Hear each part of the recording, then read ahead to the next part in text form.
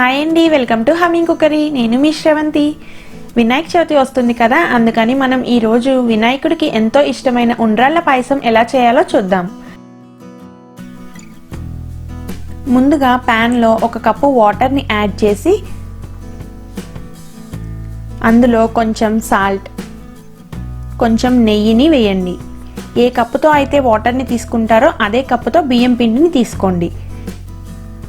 ఇలా వాటర్ మరుగుతున్నప్పుడు బియ్యం పిండిని కొంచెం కొంచెంగా వేస్తూ ఉండలు లేకుండా కలిపి మొత్తం అంతా కలిసిన తరువాత స్టవ్ ఆఫ్ చేయండి.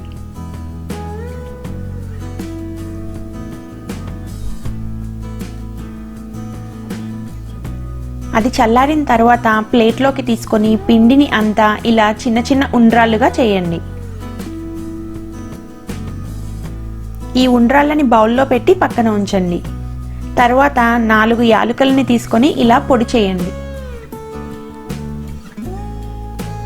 ఇప్పుడు ప్యాన్లో 1 స్పూన్ నెయ్యిని వేసి అందులో డ్రై ఫ్రూట్స్ని వేయించుకుందాం.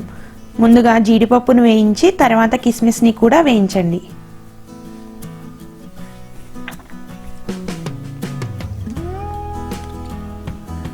అదే ప్యాన్లో పాలని యాడ్ చేయండి.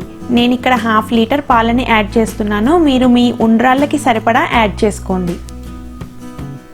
పాలు మరుగుతున్నప్పుడు మీ రుచికి సరిపడా పంచదార, ఎలాచీ పౌడర్ని యాడ్ చేసి బాగా కలపండి.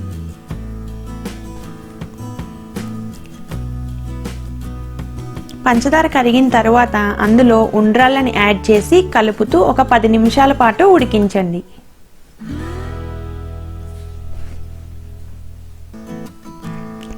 ఉండ్రాళ్ళు ఉడికిన తర్వాత డ్రై ఫ్రూట్స్ని యాడ్ చేసుకొని చిక్కదనం కోసం 1 టేబుల్ స్పూన్ బియ్యం పిండిని వాటర్లో ఉండలు లేకుండా కలిపి వేయండి.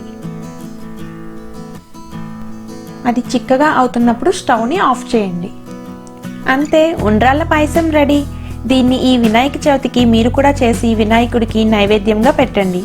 అలాగే రవ్వ ఉండ్రాళ్ళ రెసిపీని మన ఛానల్లో ఆల్రెడీ పోస్ట్ చేశానండి. దాన్ని నేను డిస్క్రిప్షన్లోనూ ఎండ్ కార్డ్స్లోనూ ఇస్తాను, చెక్ చేయండి.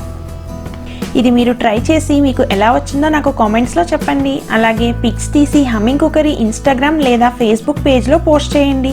ఆ లింక్స్ డిస్క్రిప్షన్ బాక్స్లో ఇస్తాను, చెక్ చేయండి. ఈ వీడియో మీకు నచ్చినట్లయితే తప్పకుండా సబ్స్క్రైబ్ చేసి అలాగే మర్చిపోకుండా పక్కనే ఉన్న బెల్ ఐకాన్ని క్లిక్ చేయండి. మళ్ళీ ఇంకో రెసిపీతో నెక్స్ట్ వీడియోలో కలుద్దాం.